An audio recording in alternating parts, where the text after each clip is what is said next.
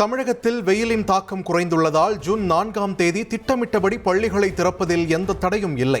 வெயிலின் தாக்கத்தால் தமிழகத்தில் உயிரிழப்புகள் ஏற்படவில்லை என்றும் அமைச்சர் செங்கோட்டையன் பேட்டி.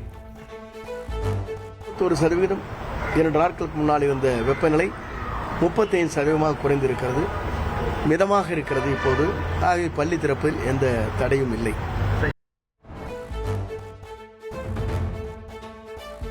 நாளை மறுதினம் தமிழகம் முழுவதும் பள்ளிகள் திறப்பதையொட்டி அனைத்து வகை பள்ளிகளிலும் தூய்மை பணிகள் வேகமெடுத்துள்ளன.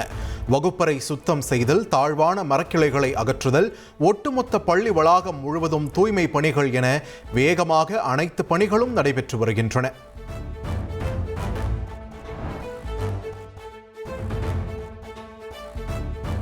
கல்வி கட்டண விவரங்களை வெளிப்படையாக விளம்பரம் செய்ய வேண்டும் என்று தனியார் பள்ளி இயக்குனர் அதிரடி உத்தரவு.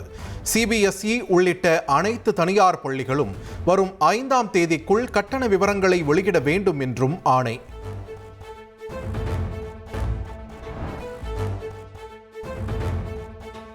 நீலகிரி, கோவை, தேனி, திருப்பூர், தென்காசி, திண்டுக்கல், நெல்லை, கன்னியாகுமரி மாவட்டங்களில் நாளை கனமழைக்கு வாய்ப்பு. ஈரோடு, சேலம், தருமபுரி, கிருஷ்ணகிரி, திருப்பத்தூர், வேலூர், ராணிப்பேட்டை, திருவண்ணாமலை மாவட்டங்களிலும் கனமழை பெய்ய வாய்ப்புள்ளதாக சென்னை வானிலை ஆய்வு மையம் தெரிவித்துள்ளது.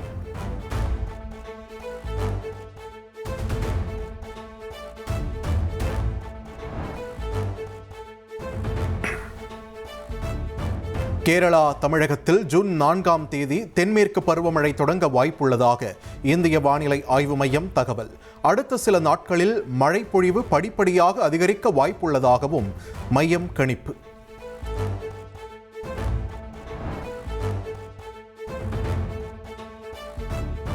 அரசு மருத்துவர்கள், செவிலியர்கள் உரிய நேரத்திற்கு பணிக்கு வர வேண்டும் என்று சுகாதாரத்துறை உத்தரவு. உள்நோயாளிகள் பிரிவில் 24 மணி நேரமும் மருத்துவர்கள் இருக்க வேண்டும் என்றும், மீறினால் துறை ரீதியிலான நடவடிக்கை பாயும் என்றும் எச்சரிக்கை.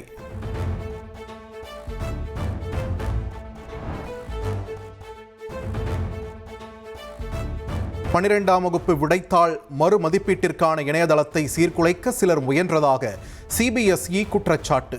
2 நிமிடங்களில் மட்டும் 15 லட்சம் முறை இணையதளம் சைபர் தாக்குதலுக்கு உள்ளானதாகவும் பகீர் தகவலை CBSE வெளியிட்டுள்ளது.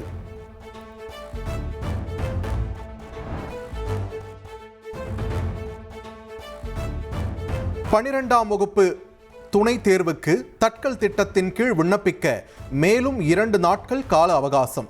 நாளை மறுநாள் வரை விண்ணப்பிக்கலாம் என தேர்வுத்துறை அறிவிப்பு.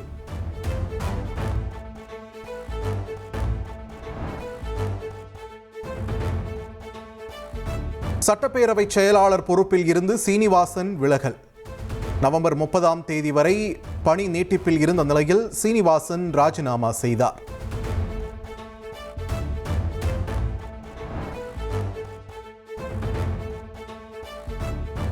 முதலமைச்சர் தனிப்பிரிவில் மனு அளிக்க மக்கள் கூட்டம் அதிகரிப்பதால் தலைமைச் செயலகத்திற்கு வெளியே மனுக்களை பெற சிறப்பு பெட்டி வைக்கப்பட்டுள்ளது. அதிகாரிகளை நேரில் சந்தித்து மனு அளிக்க விரும்புபவர்கள் வழக்கம் போல் உள்ளே செல்லவும் அனுமதி.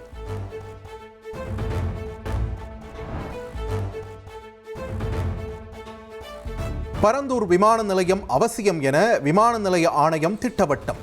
விமான நிலையம் குறித்து இந்த மாத இறுதியில் முதல்வர் விஜயிடம் அறிக்கை அளிக்கவும் முடிவு.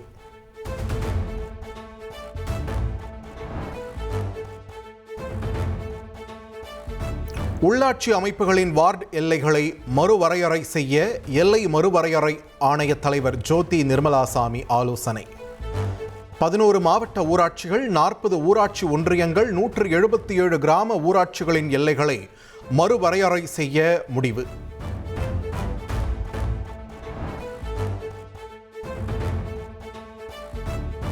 சென்னை துறைமுகத்தில் நிறுத்தி வைக்கப்பட்டிருந்த கண்டெய்னரில் இருந்து சல்பேட் வாயு கசிவு வெளியேறியதால் பரபரப்பு.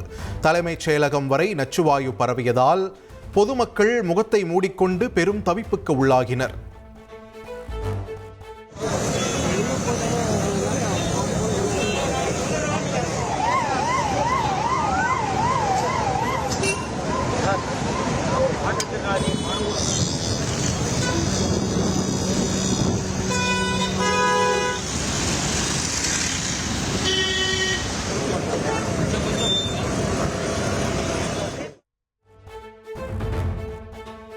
வாயு கசிவு ஏற்பட்டதை தொடர்ந்து சென்னை துறைமுகத்திற்கு ஏராளமான வாகனங்களில் தீயணைப்பு துறையினர் விரைந்தனர்.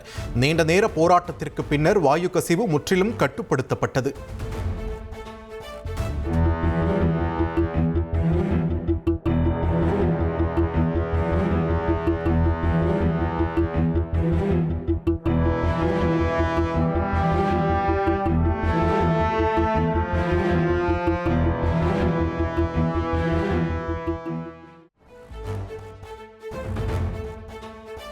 கோடை வெப்பம் காரணமாக சல்பேட் வாயு கசிவு ஏற்பட்டதாக துறைமுகம் சார்பில் விளக்கம்.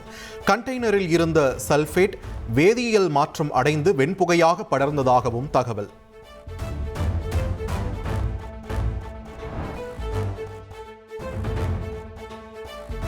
சென்னை துறைமுகத்தில் வாயு கசிவு ஏற்பட்ட நிலையில் நடமாடும் சுற்றுச்சூழல் ஆய்வகம் என்கிற வாகனமும் நடமாடும் காற்றுத்தர கண்காணிப்பு நிலையம் என்கிற மொபைல் யூனிட் வாகனமும் ஆய்வு. காற்றின் தரம் அளவு எவ்வளவு உள்ளது, அதில் வாயு கசிவு கலந்துள்ளதா என்பது குறித்தும் சோதனை.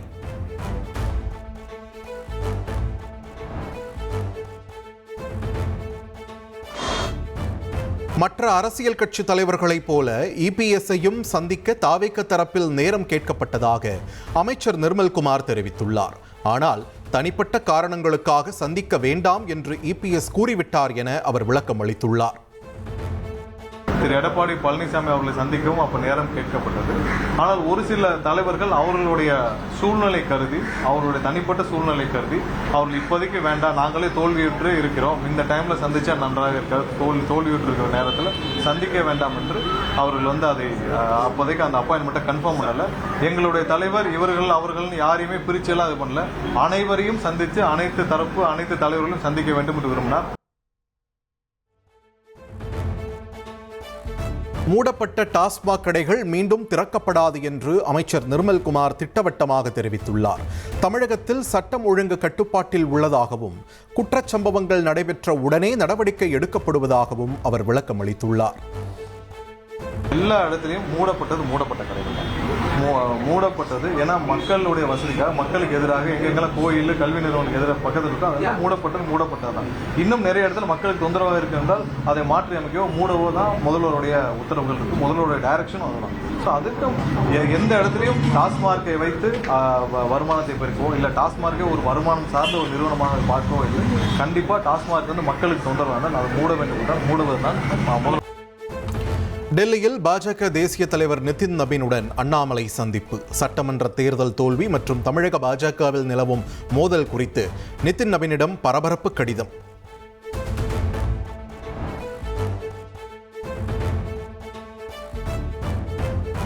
பாஜக தேசிய தலைவர் நிதின் நபீனை தொடர்ந்து மத்திய உள்துறை அமைச்சர் அமித்ஷாவுடன் அண்ணாமலை சந்திப்பு. சென்னை திரும்ப இருந்த அண்ணாமலைக்கு அமித்ஷா இல்லத்தில் இருந்து திடீர் அழைப்பு வந்த நிலையில் சந்திப்பு.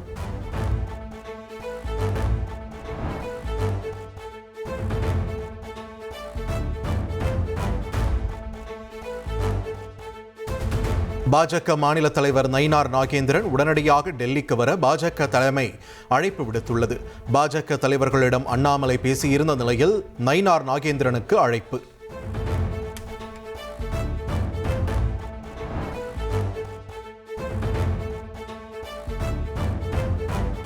திமுகவின் உதயசூரியன் சின்னத்தில் போட்டியிட நிர்பந்திக்கப்பட்டதாக மதிமுக பொதுச் செயலாளர் வைகோ ஆதங்கம்.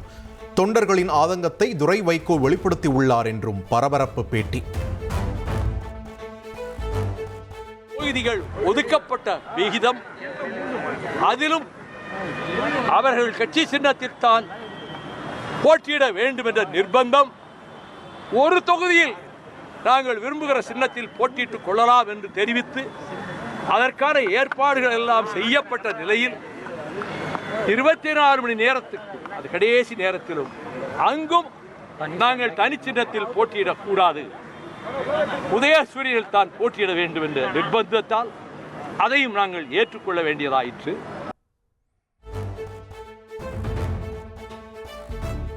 கூட்டணி குறித்து அவசரப்பட்டு எந்த முடிவும் எடுக்க மாட்டோம் என வைகோ திட்டவட்டம். தேர்தல் வரும்போதுதான் கூட்டணி குறித்து முடிவெடுக்கப்படும் என்றும் விளக்கம். மற்றபடி வேறு எந்த முடிவும் நாங்கள் எடுக்கவில்லை, அவசரப்பட்டு எந்த முடிவும் எடுக்கவும் மாட்டோம். பொதுக்குழுவிலே ஆற அமர எல்லோருடைய கருத்துக்களும் பரிமாறப்பட்டு அதற்கு பிறகுதான் எதிர்காலம் தேர்தல் வரும்போது தான் தேர்தல் கூட்டணி பற்றி பேசவும். எதிர்கால திட்டங்கள், செயல் திட்டங்கள் அவை பொதுக்குழுவிலே தீர்மானிக்கப்படும்.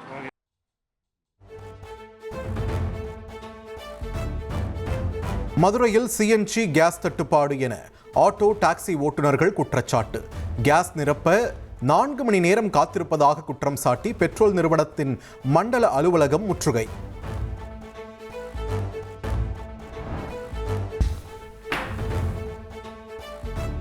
குட்கா பான் மசாலா பொருட்களுக்கான தடை மேலும் ஓராண்டுக்கு நீட்டித்து தமிழக அரசு உத்தரவு. குட்கா பொருட்களுக்கான தடையானது 2027 மே மாதம் 23ஆம் தேதி வரை அமலில் இருக்கும் என அறிவிப்பு.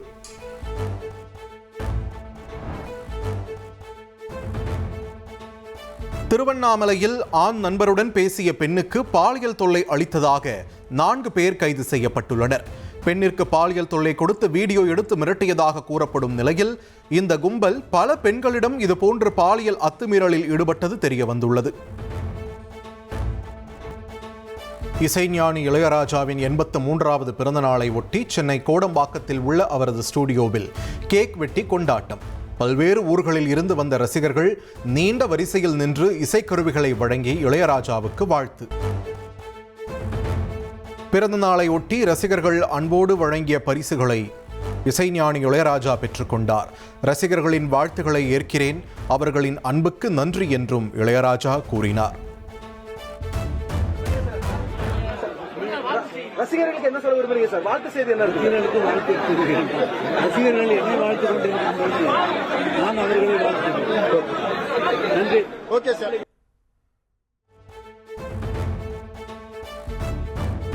மேற்கு வங்கத்தில் மம்தாவுக்கு எதிராக போர்க்கொடி தூக்கியுள்ள 50க்கும் மேற்பட்ட எம்எல்ஏக்கள் தங்கள் அணியை சட்டமன்ற குழுவாக அங்கீகரிக்க கோரி சபாநாயகரிடம் மனு அளிக்க உள்ளதாக தகவல்.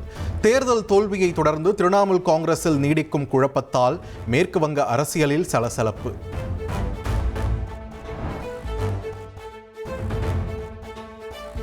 மேற்கு வங்கத்தை பிரதமர் மோடி இருளில் தள்ளிவிட்டதாக மம்தா பானர்ஜி கடும் விமர்சனம். புல்டோசர்களை ஏவ துடிக்கும் அரசியல்வாதிகளின் கைகளில் மேற்கு வங்கம் உள்ளதாகவும் சாடல்.